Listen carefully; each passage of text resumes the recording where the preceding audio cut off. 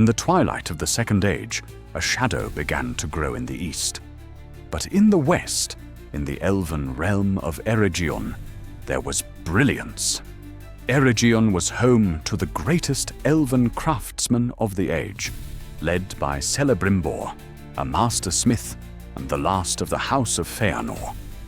Celebrimbor and his guild, the Gwaith Imyrdain, sought to craft wonders that could preserve the beauty and wisdom of Middle-earth against the slow decay of time. Their forges blazed not with greed, but with hope. It was then that a stranger arrived, tall, noble, and wise, calling himself Anatar, the Lord of Gifts. He offered knowledge freely, teaching the elves secret arts of craft and enchantment.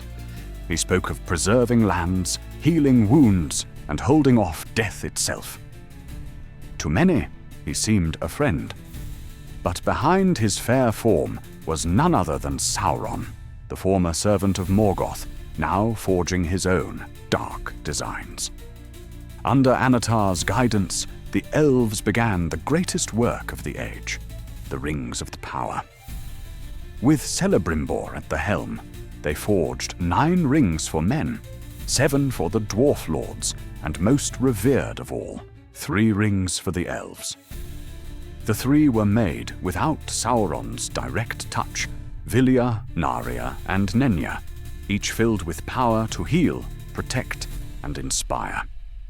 But the 9 and the 7 bore the fingerprints of Sauron, who had taught the elves how to infuse such power.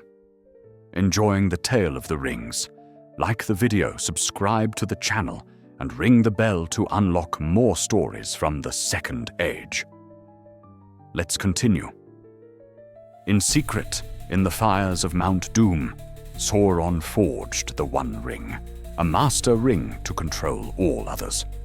One ring to rule them all, one ring to find them, one ring to bring them all, and in the darkness bind them. Through the one, he sought to dominate the minds of those who wore the others. But the elves sensed the moment the one was forged. The deception unveiled, they removed their rings and hid them from Sauron's grasp. Infuriated, Sauron waged war upon Eregion, laying waste to its beauty. Celebrimbor was captured, tortured, and slain, refusing to reveal the whereabouts of the 3. The 7 were scattered to the dwarf lords, resistant to domination, but inflamed with greed. The 9 went to powerful human kings, who slowly fell to the shadow and became the Nazgul, ringwraiths, slaves to the will of the Dark Lord. Thus, Sauron's great design was in motion. But the 3 rings remained hidden, guarded by the wisest and noblest, Elrond, Galadriel, and later Gandalf.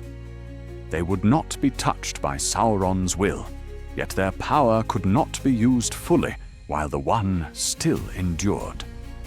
The forging of the Rings of Power was not just an act of craftsmanship. It was the turning point of an entire age. Hope and ambition collided with deception and darkness. What began as a noble quest to preserve beauty became a pathway to tyranny. The elves, the dwarves, and the race of men would all feel the consequences. This was the dawn of the Ring Lords, and the long shadow of Sauron had only just begun.